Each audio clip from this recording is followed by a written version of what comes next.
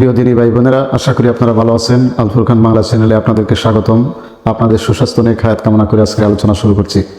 আজকে যে বিষয়টি আলোচনা করব সেটি হলো 31শে ডিসেম্বর দিবাগত রাত 31st নাইট উদযাপন নামে যে অনুষ্ঠান, যে উৎসব পালন করা হয়, সেটির ইতিহাস কি, ইসলামী দৃষ্টিভঙ্গি কি, বর্ষবরণ অনুষ্ঠানের নামে যে 31শে ডিসেম্বর দিবাগত রাত 31st নাইট উদযাপন করা হয়, এটির সাথে মুসলমানদের কোনো সম্পর্ক রাখা জায়েজ কিনা, জায়েজ না হলে কেন জায়েজ নয়, এর ইতিহাস কি, সেই সম্পর্কে সংক্ষিপ্ত কিছু আলোচনা করব, যা থেকে আপনারা নিশ্চয়ই বুঝতে পারবেন যে একজন মুসলমান যুবক যুবতী এই রাতের উৎসবটি পালন করতে পারে কিনা, যদি পালন করে তার পরিণাম কি হতে পারে।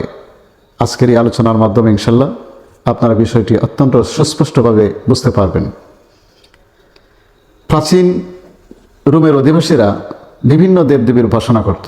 চন্দ্র, সূর্য, গ্রহ, নক্ষত্র, আরও হাজারো কল্পিত দেবদেবীর উপাসনা তারা করত। একজন দেবতার নাম ছিল জানুস দেবতা, এবং তাদের আকীদা অনুযায়ী জানুস দেবতা ছিল সবচেয়ে পাওয়ারফুল দেবতা। তাকে খুশি করতে পারলে সব কিছু লাভ করা যায়।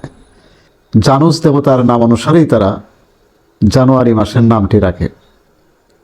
এই জানুস দেবতার এক হাতে থাকতো একটি লাঠি, আর এক হাতে থাকতো একটা চাবি। চাবি কেন থাকতো? এই চাবিটা ছিল যে সমস্ত মানুষ এই জানুস দেবতাকে খুশি করতে পারবে তারাই বেহেশতে প্রবেশের জন্য চাবি পাবে, আর জানুস দেবতাকে যারা খুশি করতে পারবে না তারা বেহেশতের চাবি পাবে না।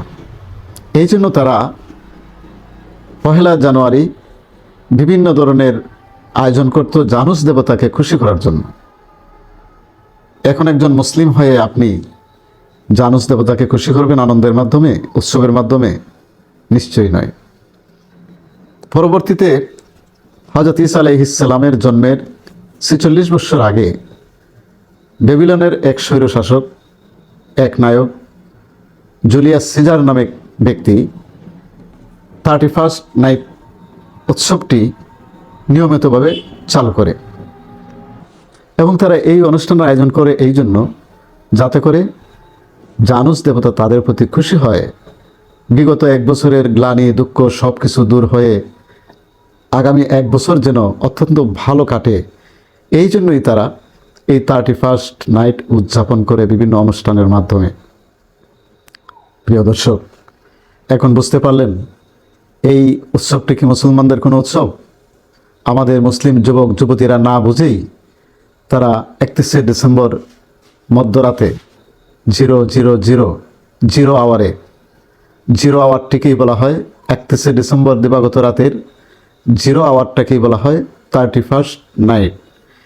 এই সময়টি তারা বিভিন্ন অনুষ্ঠানের মাধ্যমে এই দিবসটিকে উদযাপন করে, নববর্ষকে গ্রহণ করে এবং বিগত বছরকে বিদায় দেয়। এই উৎসবের নামে আমাদের বাংলাদেশে কি ঘটে আপনারা তা জানেন। যুবক যুবতীরা গভীর রজনীতে ছেলে মেয়ে একত্র হয়ে তারা নাচ গানের আয়োজন করে, তারা ফ্রি স্টাইলে চলাফেরা করে, বিভিন্ন হোটেল, রেস্টুরেন্টে, রিসোর্টে নারী পুরুষের অবাধ মেলামেশার নাচ গানের আয়োজন করে, মাদক সেবনের মাধ্যমে তারা মাতলামি করে, আতশবাজি করে। এই সবগুলি হচ্ছে পশ্চিমাদের, খ্রিস্টানদের এবং ওই রোম অধিবাসীদের কালচার, যারা জানুস দেবতাকে খুশি করার জন্য এই উৎসবগুলি পালন করত। তো কোনো মুসলমান তখনই হবে যখন সে পরিপূর্ণভাবে, ধর্মীয়ভাবে, সাংস্কৃতিকভাবে, সকল অঙ্গনে একজন মুসলমান যখন তার মুসলমানিত্বর প্রমাণ দেবে, তখনই সে মুসলমান।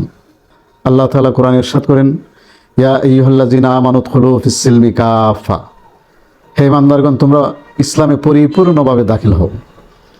কিছু মানবে কিছু নয় এমনটি নয়। মুসলমান সে কোনো সময়ই বিজাতীয় কোনো আদর্শ অনুসরণ করতে পারে না। যেটি ইসলাম সমর্থন করে না, এই ধরনের কালচার, এই ধরনের সংস্কৃতি সে গ্রহণ করতে পারে না। 31st নাইট উদযাপনের নামে এটা কোনো আন্তর্জাতিক কোনো দিবস নয়। এটা খ্রিস্টানরা পালন করে, পশ্চিমারা পালন করে, এবং তাদের দৃষ্টিভঙ্গি ওইটাই জানুস দেবতাকে খুশি করা। তো একজন মুসলমান আল্লাহ ছাড়া কোনো দেবতাকে খুশি করার জন্য যদি কোনো উৎসব পালন করে, সে কি আর ইমানদার থাকবে? নিশ্চয়ই নয়। রাসূল করিম সাল্লাল্লাহু আলাইহি ওয়াসাল্লাম এক হাদিসে ইরশাদ করেছেন, মান তাশাব্বাহা বিকাউমিন ফাহুয়া মিনহুম। কেউ যদি বিজাতীয় কোনো আদর্শ অনুসরণ করে, তাহলে সে সেই জাতির অন্তর্ভুক্ত হয়ে যায়। অন্য একটি হাদিসে নবীজি বলছেন, তুমি যাকে ভালোবাসো তার সঙ্গেই তোমার হাসর হবে। এক সাহাবী নবীজিকে বললেন, ইয়া রাসূলুল্লাহ, কিয়ামত কখন হবে? রাসূল বললেন, কিয়ামতের দিন তারিখ জেনে তোমার লাভ কি? তুমি কিয়ামতের জন্য কি প্রস্তুতি গ্রহণ করেছো? সাহাবী বললেন, ইয়া রাসূলুল্লাহ, প্রস্তুতি আমার তেমন নেই, তবে আমি আপনাকে সবচেয়ে ভালোবাসি। রাসূল তখন বললেন, আনতা মা মান আহবাবতা, তুমি যাকে ভালোবাসো তার সঙ্গেই তোমার হাসর হবে। কাজেই বিভিন্ন উৎসবের নামে, 31st নাইট উদযাপনের নামে আমরা যাদেরকে অনুসরণ করি তাদের সাথেই কিন্তু হাসর হবে, বিষয়টা মাথায় রাখবেন। এই জন্য কোনো মুসলমান 31st নাইটের নামে কোনো উদযাপন, কোনো অনুষ্ঠান, এগুলি করা সম্পূর্ণ হারাম। এগুলির সাথে মুসলমানদের কোনো সম্পর্ক নেই। আর প্রিয় দর্শক, নববর্ষ উদযাপন এটি মুসলিম কোনো কালচার নয়।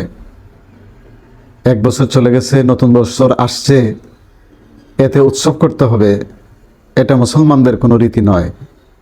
বড়জোর আপনি একা একা এহতেসাব করতে পারেন, নিজের জীবনের হিসাব মেলাতে পারেন যে বিগত এক বছর আপনি কতটুকু ভালো কাজ করেছেন, কত খারাপ কাজ করেছেন। যদি খারাপ কাজ করে থাকেন, আল্লাহর কাছে তওবা করবেন। ভালো কাজ করে থাকলে শুকরিয়া আদায় করবেন। আগামী বছর যেন আল্লাহ পাক রব্বুল আলামিন আমাদেরকে সুখে শান্তিতে রাখেন, ঈমান ও আমানের সাথে রাখেন, তার জন্য আল্লাহর কাছে দোয়া করতে পারেন। কিন্তু অন্য জাতির অনুসরণে এই দিবস পালন করা, এটা মুসলমানদের কোনো কালচার নয়, এটা মুসলমানদের জন্য জায়েজ নয়। 31st নাইট উদযাপন মুসলমানদের জন্য এটা হারাম, এটা বিজাতীয় আদর্শ, এর সাথে ইসলামের কোনোই সম্পর্ক নেই। যারা এই অনুষ্ঠানটি করবে তারা ইসলাম থেকে খারিজ হয়ে যাবে। সরকারের কাছে আমরা দাবি তুলতেই পারি যে একটি মুসলিম দেশে এই ধরনের অপসংস্কৃতি চালু হতে পারে না। সরকার সেটাকে আইন করে বন্ধ করে দেওয়া উচিত। এই দিবসটির কারণে শহরবাসী তারা নিরাপদে ঘুমাতে পারে না, তারা একটি আতঙ্কের মধ্যে থাকে, পুলিশকে হিমশিম খেতে হয় কন্ট্রোল করতে গিয়ে। কাজেই এই বিজাতীয় কালচার বন্ধ করার জন্য আমাদের সরকারের কাছে জোর দাবি থাকবে, তারা এই অপসংস্কৃতি বন্ধ করার জন্য স্থায়ীভাবে একটি আইন তৈরি করবেন, যাতে মুসলিম সমাজে অমুসলিমদের কোনো কালচার, কোনো অনুষ্ঠান যেন কোনো মুসলমানরা করতে না পারে, সেই ব্যাপারে একটি সুস্পষ্ট আইন থাকা উচিত।